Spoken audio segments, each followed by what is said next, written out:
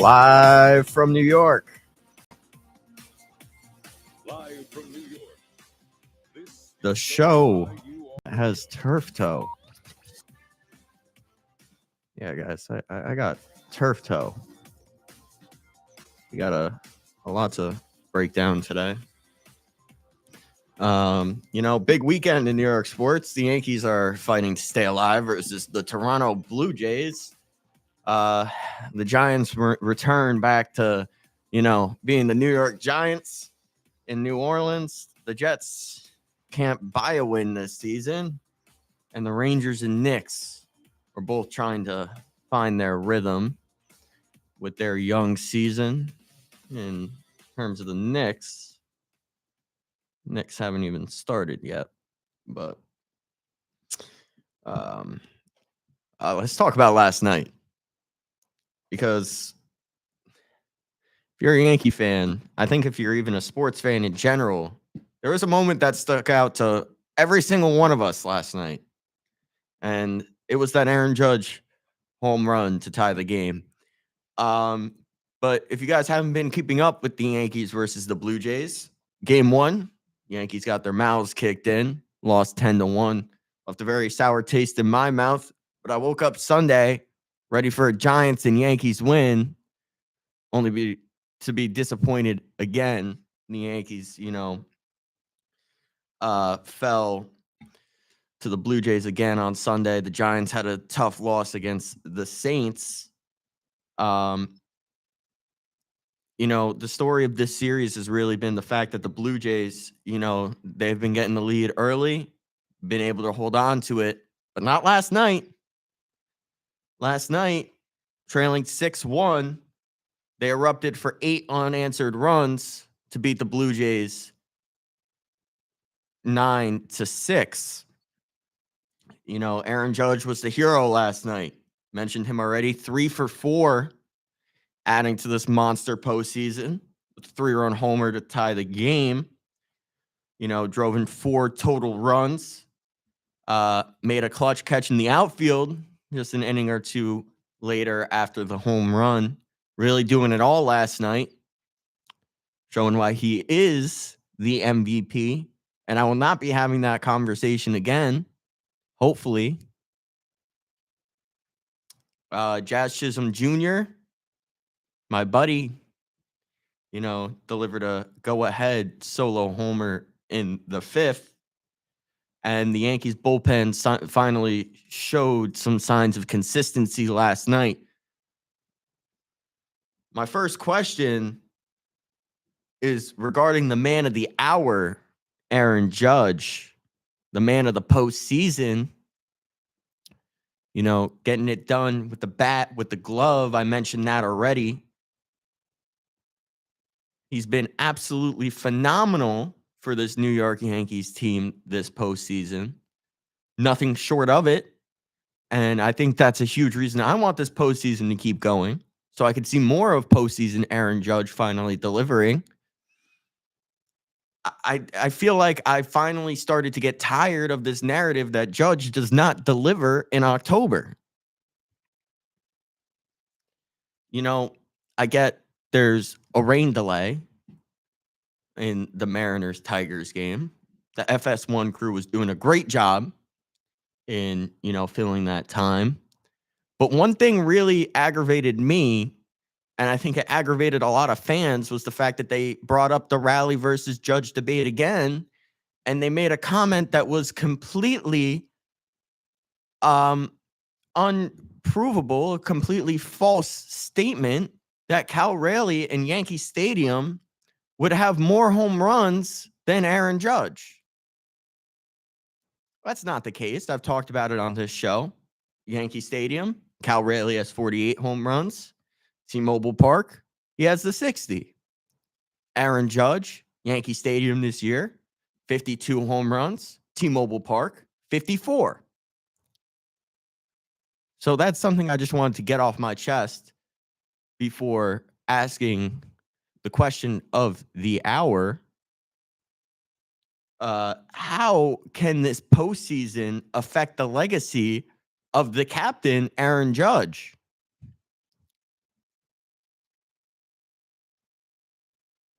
you know, this for me, this postseason is just another chapter of the Aaron Judge legacy in pinstripes that I feel like has become that much stronger. You know, he's top 5 in Yankee franchise home runs. Um, and I'm tired of hearing this continued narrative about Judge not producing in October when he's produced at the best level of any player I think I've ever seen, and I would say a lot of people have ever seen since Barry Bonds. Look at the numbers. Yeah, he's batting 210 in the postseason. You know, 47 hits, 16 home runs, 34 RBIs, 37 runs across 59 postseason games since 2017. The numbers were very bad coming into this postseason. They've gotten better with this postseason performance. The average up to 234. You know, home runs now up to 17. But what matters is when the lights are brightest. And when the lights are brightest, there is no contending that Aaron Judge delivers. He's hit 6 career postseason home runs in elimination games since he tied David Ortiz last night. David Ortiz, I feel like, didn't even mention it on the Fox broadcast, which would have been a great, tip of the cap, if you will, to Judge. That was a historic moment for Judge last night, hitting that 6 home run in an elimination game to tie David Ortiz for the most of all time. And his career is still going. So those 6 home runs have to prove something for Aaron Judge. And that homer last night, I talk about that homer being the moment that stood out to almost everyone that was watching, everyone that was in the stadium. That moment was enormous for Aaron Judge. It wasn't just big, it was historic. According to StatCast, it came off a 99.7 mile an hour pitch. That is the fastest pitch Aaron Judge has ever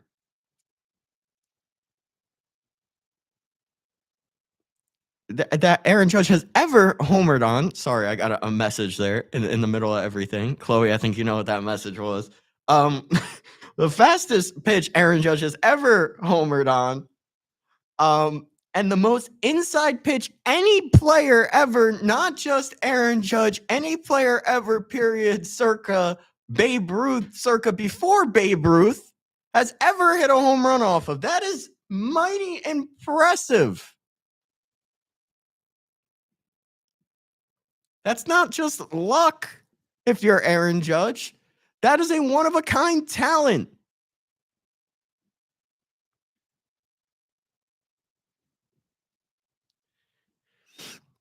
I heard he spoke on the FS1 crew joking about the Cal Raleigh situation. That really, really bothered me. Going back, because positive vibes only today. I got to ask myself sometimes, hey, what's going on? Judge himself after the home run had a great quote after that home run. You know, a couple of ghosts out there helped keep it fair. That might be the case, but the Yankees can find a way to rally again now, only needing to win these last 2 games. We saw them do it against Boston. And those ghosts might just belong to the legend Aaron Judge is building in New York. One October swing at a time. Aaron Judge making history against the Blue Jays. Take on the Blue Jays in Game 4 tonight. Going to be Cam Schlittler against the man that gave up the home run to both Aaron Judge and Jazz Chisholm. More on that later. I was going to break out a tin hat, but I feel like it takes away from the importance of the Aaron Judge home run. So I decided against it. If my banner guy is listening, keep that banner on standby, by the way.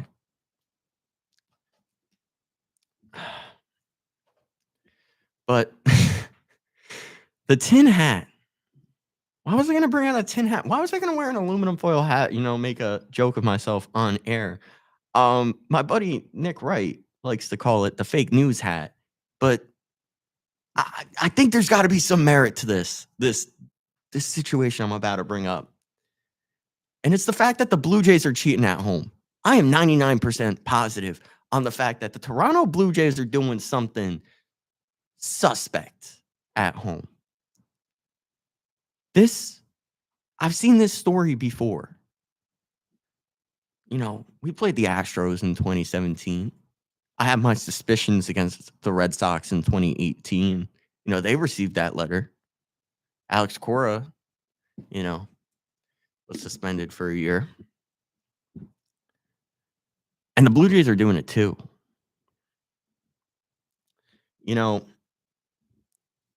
I gotta just bring up the stark differences.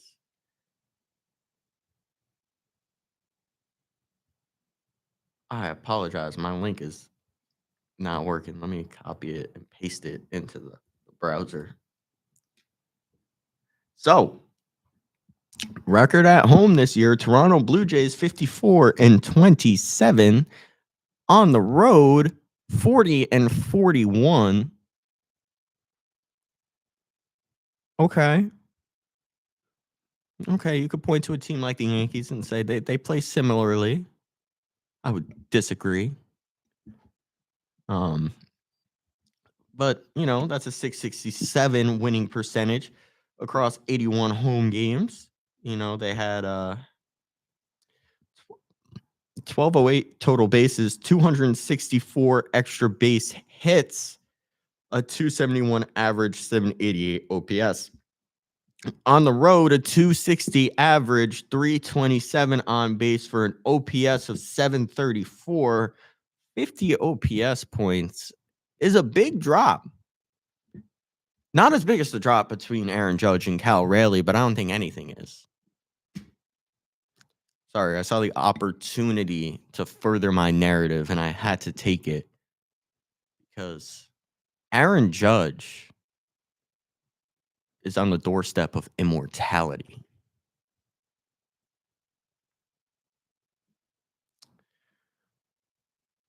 I really thought the case is a lot stronger for the Blue Jays cheating, but it might be because I'm thinking more positively about the Yankees, and I don't need these theories, if you will, to prove anything because I have enough belief in the Yankees as it is.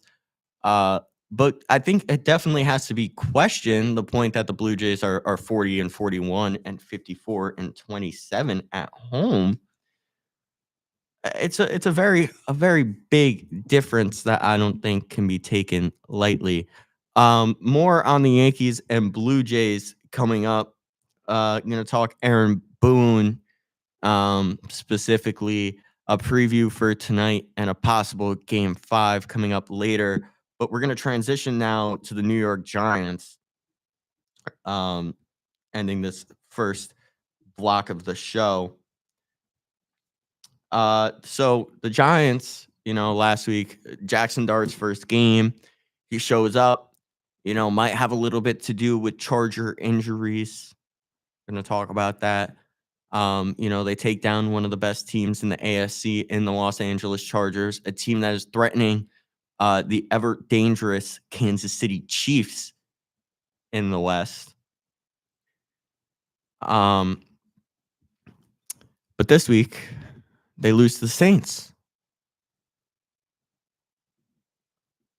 I think Christian said this was a trap game when I had him on last week. I'm going to agree. That was a trap game. Because there's no world where the New York Giants, with the talent they have on their roster, yes, they don't have neighbors. Receivers were a huge issue this past Sunday. They should have beat the New Orleans Saints But let's look a little bit into what went wrong. The Giants lost 26-14 against the Saints. Uh, Dart was solid, especially early on in that game. I really liked what I saw, but towards the end of that game, we saw his performance pretty much just plummet. Um, I wanted to say it was because of a great Saints secondary. I wanted to say it was because of a great Saints pressuring Dart, but that wasn't the case. So I had to throw that narrative completely out the window. Um, the Saints they capitalized on almost all of their third downs, had a 57.7 third down percentage rate. Also speaks to the Giants defense. Gonna get into how that worries me a bit. Um, you know, but the big story was Jackson Dart. Did they get out coached? Did they get out executed? And if it's up to me, I'm saying out executed because, you know, if you're Brian Dable, you don't expect Jackson Dart to have 5 turnovers. You don't expect that all to happen in one half. You don't expect a quarterback that comes out there, has a 14-3 lead to completely go belly up in the second half and look helpless. You can't blame that on game planning. That was just poor execution on the players' part there. Um, you know, something I saw was Jackson Dart had 40 career fumbles at Ole Miss. Fumbled the ball, I want to say twice this past Sunday. That's something that's starting to worry me with Dart. But the bigger question is what went wrong for the Giants Sunday against the Saints? Dart only took 1 sack on Sunday. He took 5 against the Chargers. So I don't think I could blame it on Dart holding on to the ball too long. Something I mentioned last week was really worrying me was how long Jackson Dart holds on to the ball, and it might come back to bite this Giants team. Dart under pressure wasn't the best. He was 4 for 9. He had 62 yards. He threw an interception, and that's compared to his first start while under pressure. He had a passer rating of 96. Obviously, his performance Sunday was a lot worse than a 96 passer rating under pressure, especially. But the big thing that stood out to me was there was no balance in the way that the Giants were playing on Sunday.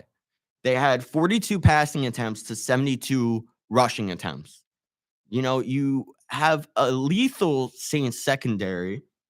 Saints give up 205.3 passing yards per game. That ranks within the top 13 of NFL teams at 13th.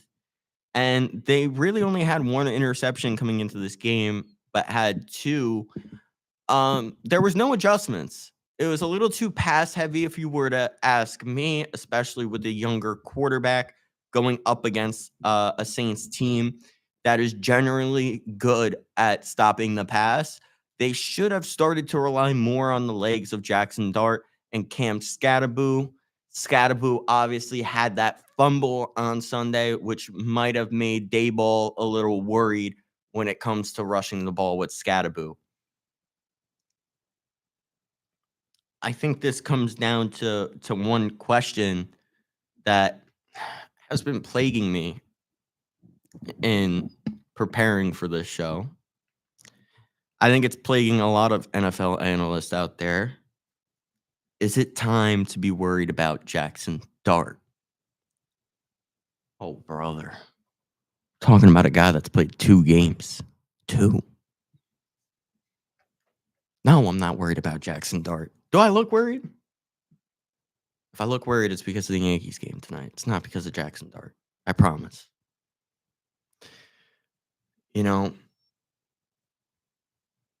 Rookie mistakes are normal. I think I got to remind people in the current NFL landscape we're in, mistakes are more than usual for a rookie quarterback. This guy's a year older than I am. What is he, 22? 22 years old in his second game? Mistakes are going to happen. Giants fans, whether we like it or not, mistakes are going to happen. I look at this as a tale of two games for Jackson Dart. In the first half, 11 for 16, for just under 100 yards, had 2 passing touchdowns, both to tight end Theo Johnson, and he scrambled for a significant portion of yards, leading to the Giants being up 14-3. So what happened at halftime? The second half, 95 yards on 24 passing attempts, and was responsible for 5 turnovers. Led to a line that wasn't great. I don't think it was terrible. I've definitely seen worse. Second half adjustments are something Dart's going to have to learn on the fly. That being said, Peyton Manning said second half adjustments don't exist. So I don't know how much I could really read into the fact that the two halves were completely different. Maybe it speaks to the veteran defense of the Saints more than it does to the rookie Jackson Dart. I really don't know, but the bottom line is I'm not worried about Jackson Dart. I'm worried about the Giants. I'm worried about the Giants' defense. That defense was supposed to be something that was phenomenal this year. But the Giants' defensive ranks have not been reflective of what this Giants team should be doing. Total defense ranked 29th, 388.5 yards allowed per game. Passing defense 25th, 235.5, as well as 5 passing touchdowns. Rushing defense 29th, 153 rushing yards allowed, 6 rushing touchdowns. Red zone defense 27th, 72.7% touchdown rate allowed, and their third down defense comes in at 26th, 42.3% conversion rate allowed. The Saints, for the first time this season, did not get sacked in a game, and I think that has to speak to the Giants' defense. That should be a huge red flag to Brian Daboll. We shouldn't be talking about Jackson Dart. We should be talking about the Giants' defense and the fact that they let the Saints walk all over them on Sunday. And the offense isn't much better. Giants receivers were a huge conversation coming into this game. Giants receivers Sunday were a huge problem, especially for a team that was throwing the ball much more often than they were rushing. Daniel Bellinger, 4 receptions, 52 yards, 13 average per reception. Cam Scattaboo, 6 receptions, 45 yards, 7.5 average on 7 targets. And Theo Johnson, 6 receptions on 33 yards, 7 targets. So why are your top 3 receivers not even receivers? 2 tight ends and a running back. Let's get into the receivers now. Darius Slayton, 3 receptions, 31 yards on 6 targets. Wan'Dale Robinson, 5 receptions, 30 yards on 7 targets. And that's it. That's the list. How are you throwing the ball over 42 times and your main receivers are 2 tight ends and a running back? It just doesn't make any sense as a Giants fan. Lots of problems for the New York Giants. I like to say that the Giants' main problem has never been the players in the locker room, but since 2013 has been the way this organization has been run, and it is an absolute dumpster fire. Speaking of absolute dumpster fires, we're going to be touching on the Jets next on WIUR after this short ad.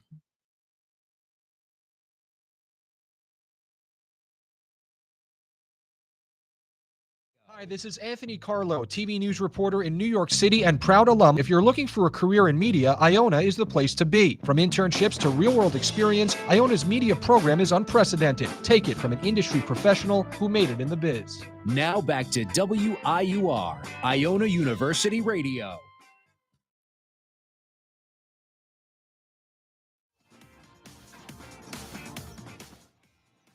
Live from New York, the show that has turf toe, as I mentioned at the top of the hour. Coming back, we touched on the Giants' collapse on Sunday. Time to talk about the New York Jets, or what's left of them, because it ain't much.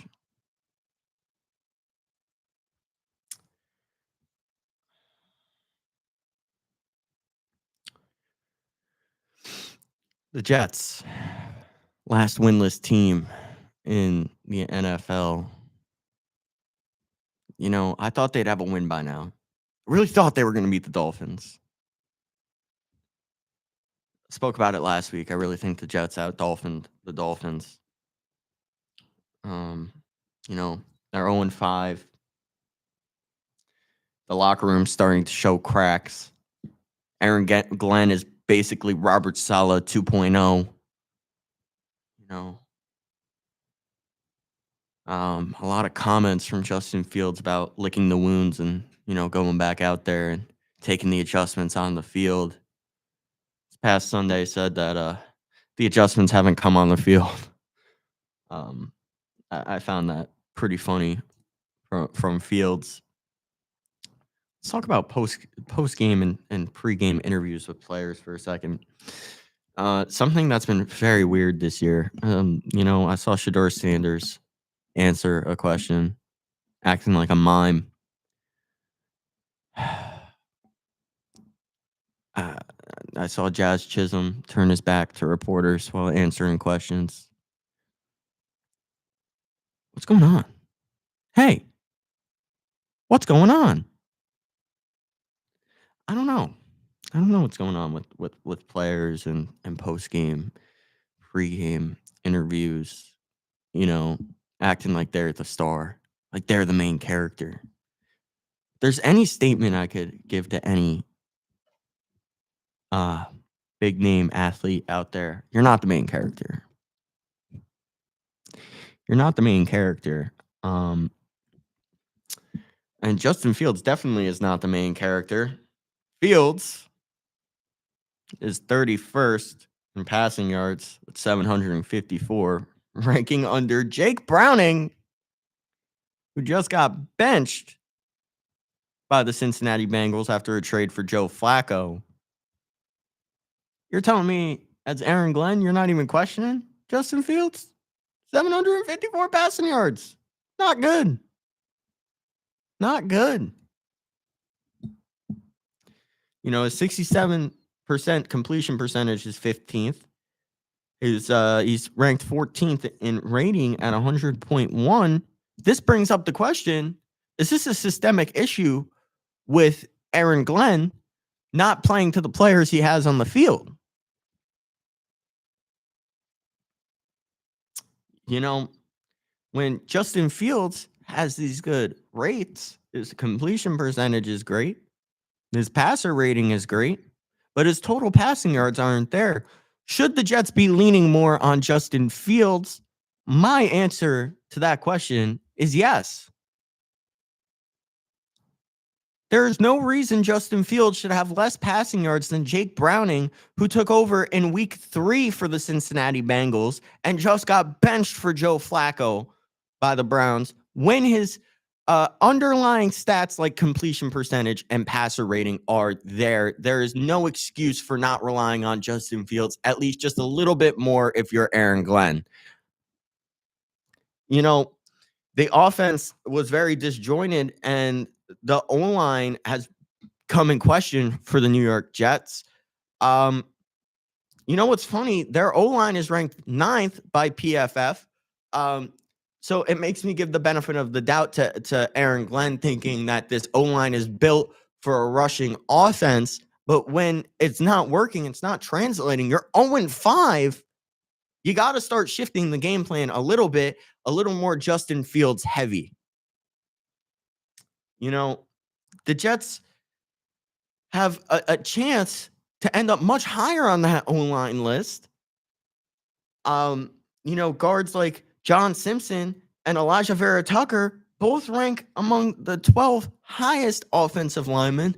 Justin Fields has a lot of time to throw. That being said, Justin Fields does take the most time out of any NFL quarterback to throw the football in 2.9 seconds. Well, you have the O-line to back it up. Let him throw. Let Justin Fields throw the ball. I think that's my message to Aaron Glenn and the Jets. Something has to change. It's not going to be a new quarterback, so why not rely a little bit more on the one you have? The Jets defense is something that I feel like everyone talks about. I talk about it all the time, that this is supposed to be an elite defense. Where has it been? The Jets have 0 turnovers in 5 weeks. Is this affecting Fields, who had a top-ranked defense with Pittsburgh last year? You can't win if you never flip the field. And you're not going to flip the field if you don't have big chunk plays from your quarterback, Justin Fields. So the message to Aaron Glenn and the Jets, rely more on Justin Fields. Talking about another dumpster fire. What's that? Can we get a dumpster fire counter on the screen? I think it's 3. I think. The Mets missed the postseason again. Spoke on it last week. Huge disappointment. The Mets are the only instance twice of not making the playoffs with a payroll over $350 million. Ended the season at 83-79. The huge story coming from Juan Soto, the man that everyone tells me would save the New York Mets. Juan Soto didn't save the New York Mets. Big Papi said it the other day on the Yankees broadcast. Jesus Christ could come back and he would not save the New York Mets. Soto posted a flight to Cancun on his Snapchat story.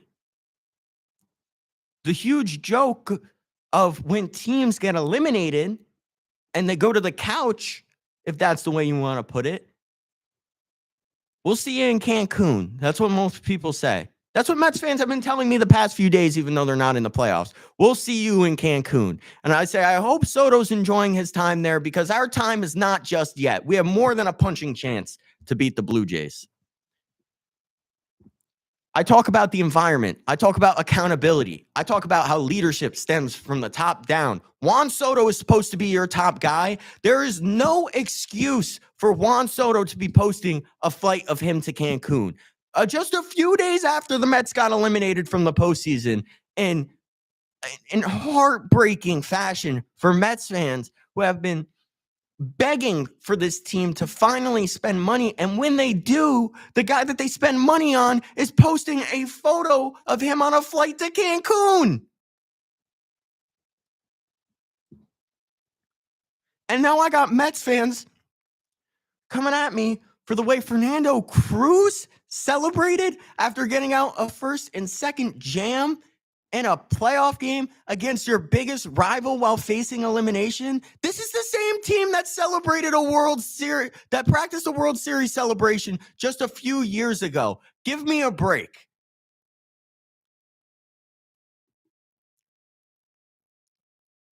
Well, the Mets are already on vacation. Will the Yankees be joining them soon? We'll get to that in the second half of Empire State of Sports. But first, let's play a little bit of music while I read this, shall we? Interested in having your voice heard? Interested in hosting a show on WIUR? Email our president, Robbie Basil, or come by the station and we will help you get started. Shout out to our next show of the week, Iona Gals. Make sure to check out their show every Friday at 11, only on WIUR radio. Well, coming back, we got a lot to talk about here. Still, Chloe knows I have a 15-page rundown here. We're on page 8, so we're going good on time. I have to cut a few things, but we're going good on time. I promise. Still a lot to come. Yankees, Rangers, Knicks, and my new favorite segment, Landon's Locks, coming up now. So people tell me, Landon, you could see into the sports world. Like these glasses that I have on, I don't know if you know, they're not just for seeing, not just for boosting my vision back to average of 2020, boosted above that. I can see into the sports world. I can see into New York sports in specific. So it's time I spread the wealth here. It's time for my locks of the week in New York sports. So my first pick comes tonight as the Yankees take on the Toronto Blue Jays.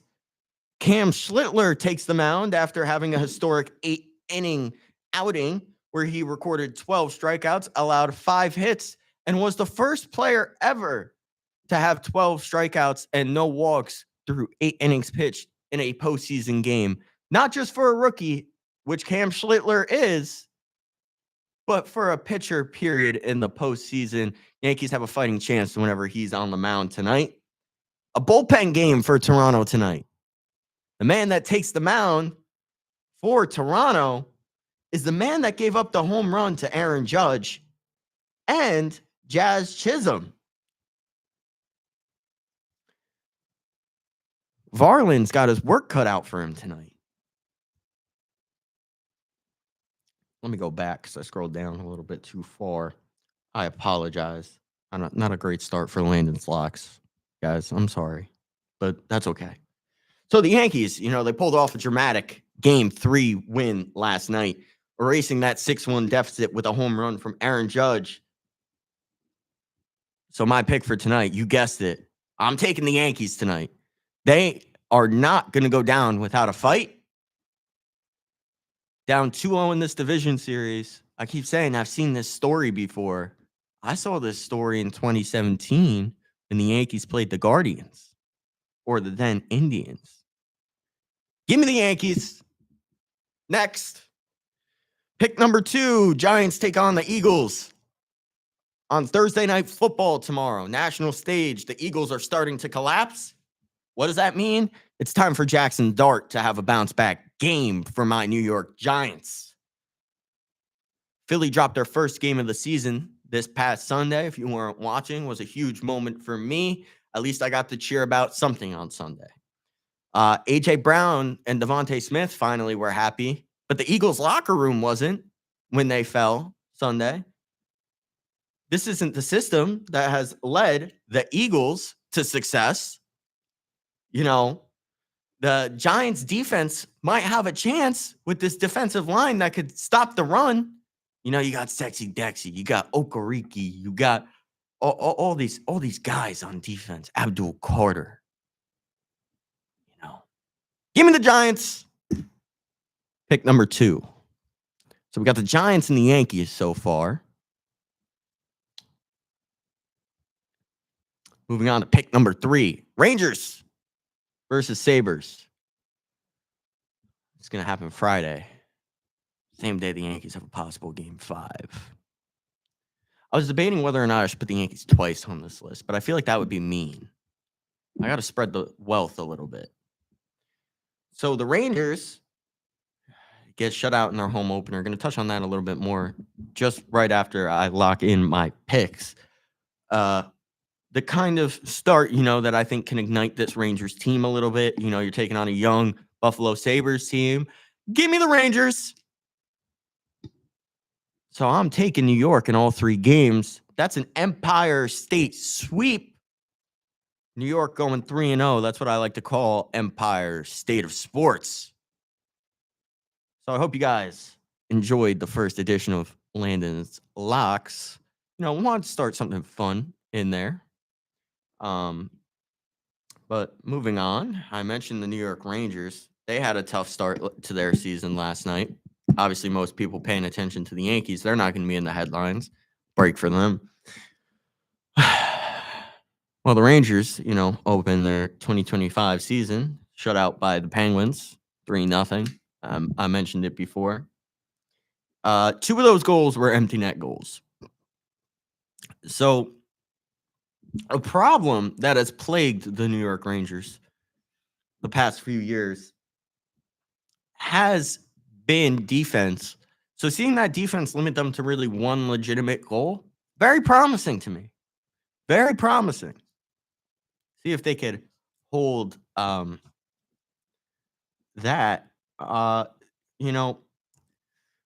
Igor turned away 27 of 28 shots. Back to Vezina, Igor? Too early to say. But good performance on Friday could give me something to say. I meant to rhyme there. I did. That was intentional. I saw it. So I rode with it. The Rangers really yesterday, the story was, they struggled to find rhythm.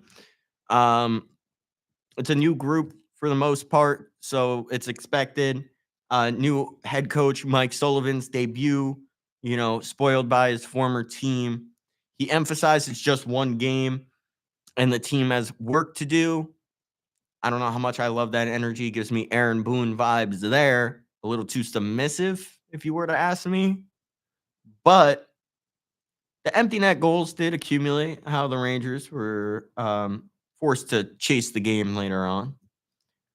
But this is a new era. I'm a huge wrestling fan, for you guys that don't know that. So, me, when I say new era, this is my Triple H impression. We are in a new era under Mike Sullivan. Got off to a rocky start, a 3-0 shutout loss to Pittsburgh. But beyond these systems and scoring droughts, there's a new voice in that locker room. A segment I've been trying to have the past few weeks, but I've had to cut it out.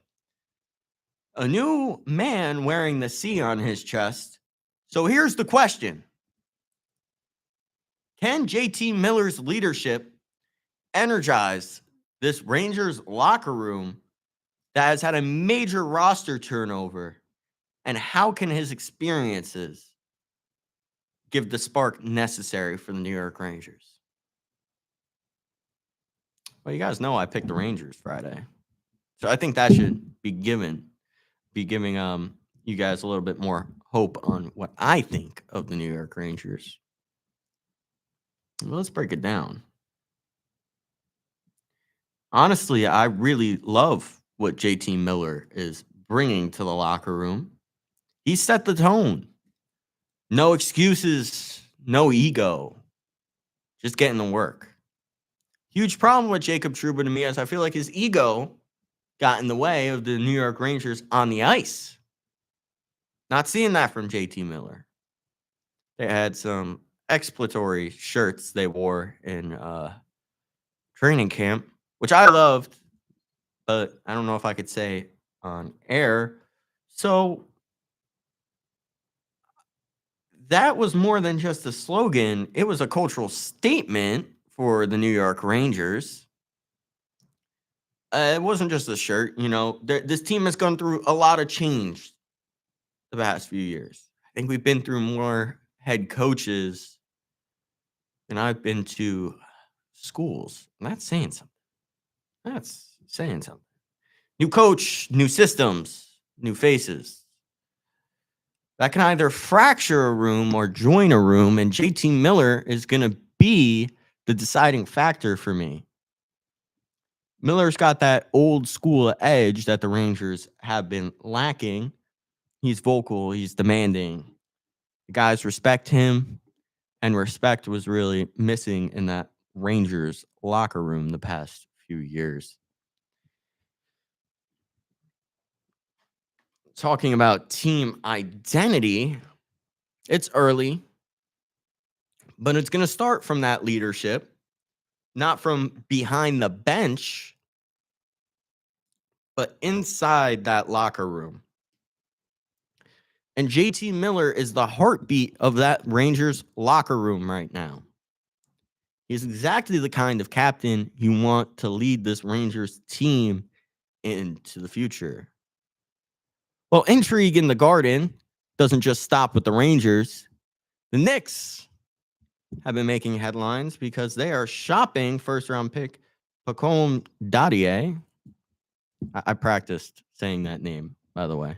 I did not know how to pronounce it. So, is Dadier on the way out? I would say yes. The signs are pointing towards Dadier not being a member of the Knicks this upcoming season. A lot of this has to do with financials, contract leverage. He's making $2.3 million in the 2025-2026 season with additional incentives. And he's got a team option for pretty much $3 million next year. Obviously, Dadier is a guy that's got a lot of leverage. As a former number 25 pick, he carries prospect status. He carries some promise for the Knicks in that youth movement. But the Knicks have already pivoted to veteran contenders, people that could help the team now rather than later. So it makes sense that Dadier would be on the way out. Trade speculations been active already. NBA Network been on it. So yes, the combination of the salary and the upcoming option make me believe Dadier is on the way out.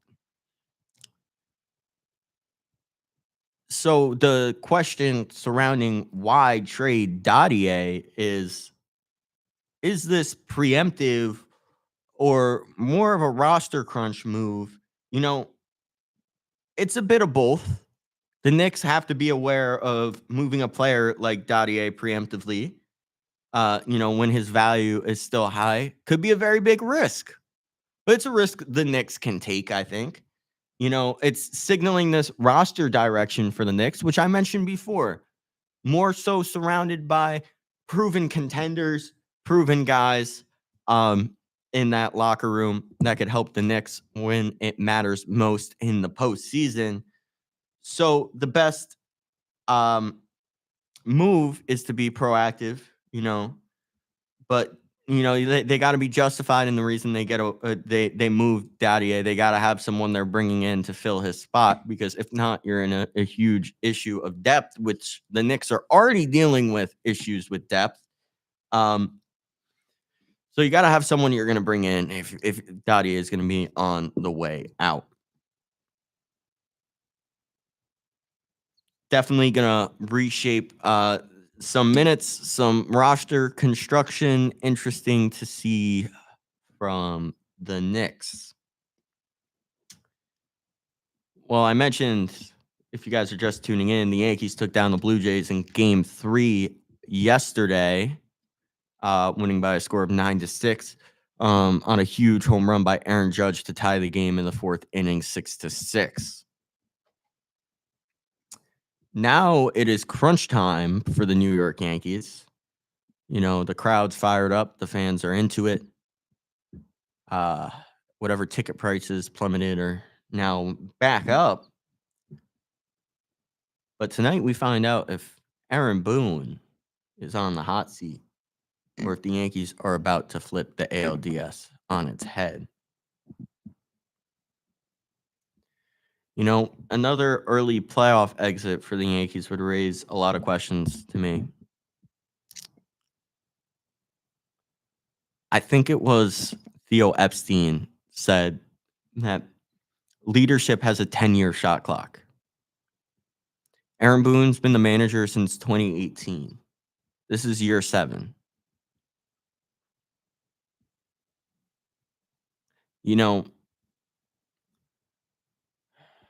The fact that it's year 7 and Aaron Boone doesn't have a World Series to show for it is enough reason for me to fire him. But I know Hal Steinbrenner doesn't think that way. I know Brian Cashman doesn't think that way. It's wishful thinking to think they think that way. That era ended with George, and we have to live with the era we have, which is Hal. So it makes the question that much more interesting. Will Aaron Boone be on the hot seat with a loss to Toronto? I think really time will tell. I see the players turning on Boone a bit. I think to be safe, I would say that Boone stays.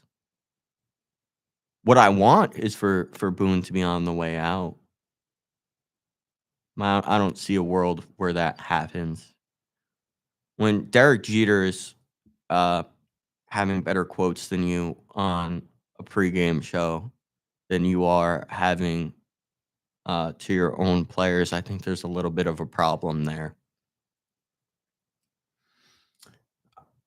If you think I'm tired of talking about Aaron Boone, you'd be right. I've been talking about Aaron Boone for the past 4 years, it seems like, on if it's finally time to get rid of him. And the true answer to that question is they never should have fired Joe Girardi. But let's hope we won't be having this conversation on my next show. We'll find out tonight. Cam Schlittler on the mound. Can he save the season? Coming up, preview of Game 4 and a possible Game 5 after this ad read.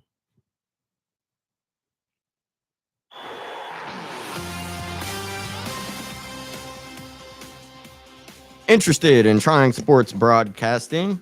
Interested in working some of Iona's biggest games? Email President Robbie Basil, who will help give you more information. Have an announcement for a club or an event you would like to promote? Email President Robbie Basil or DM us on Instagram at WIUR_Gales Radio with your post or announcement concept. Well, this is the final segment of the show, and honestly, the most important. The Yankees taking on Toronto tonight in the Bronx for Game 4. Another elimination game for the Yankees. We've been here way too often as a fan. I don't think my nerves have been this high in a long time, especially when it comes to the Yankees facing elimination this much. Doesn't really make a difference to me. The final outcome is what matters. But Schlittler versus Varland tonight. Cam Schlittler in his first start of the postseason against Boston pitched 8 innings, had 12 strikeouts, allowed 5 hits, no extra base hits, no walks. The first time in MLB history a pitcher has ever pitched 8 innings and did not allow a walk while recording 12 strikeouts in a postseason game. Going to be interesting to see how Cam Schlittler follows that one up tonight. You know, the Yankees handing the ball to Cam Schlittler, there's no one I have more confidence in right now after being in the building, seeing the poise that Cam Schlittler has. There's no one else I'd rather be on the mound tonight besides maybe Garrett Cole. And Garrett Cole's had a lot of influence in Cam Schlittler. I spoke with my dad about how this guy has a better composure than I do before Game 3 against Boston. I don't think the guy gets worried. He might be immune. Can you take my global politics test for me? Because I almost folded. But I think I did really well. I got that back today. Had a strong season, entering with a 2.96 ERA, a whip of 1.22, and 84 strikeouts throughout the regular season as a rookie. The Blue Jays, however, are going with a bullpen game, a bullpen that failed the Blue Jays last night. This should be very encouraging for your New York Yankees. Luis Varland will take the ball tonight for Toronto. He gave up the home run to both Aaron Judge and Jazz Chisholm last night. The Yankees have all the momentum going into this one. Somehow Toronto managed to shift that momentum by losing just one game. Still having the Yankees on the brink of elimination, but the Yankees have the momentum at home tonight in the Bronx. The crowd's going to bring it. The kid's going to bring it. Judge versus bullpens has been great. Got to Varland last night. Going to be interesting to see if he could do the same.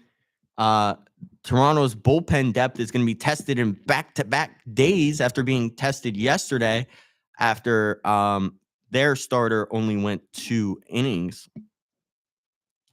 Well, the Yankees are favored tonight. Fox Sports is projecting a tight game with the Yankees coming out 5-4. But to me, this game is going to be no contest between Cam Schlittler, a hot Aaron Judge, Giancarlo Stanton, postseason Stanton heating up. They will take this one tonight in a no contest. Possible game 5. Max Fried versus Kevin Gausman. Fried has an ERA of 2.72 in his past 8 starts. Had a rough start for the Yankees in game 2, being forced out after just 2 innings. Handed the ball over to Will Warren before losing that one by a score of, I think it was 12-7. Over these most recent games, in his last 3 outings, coming into that game 2 start, he had an ERA of 0.44, whereas Gausman is 2.57 in that same stretch. Another notable stats for the Yankees in head-to-head matchups, Aaron Judge has performed very well against Kevin Gausman, batting .331 with 6 home runs and 12 RBIs. Giancarlo Stanton also has a great track record against Kevin Gausman.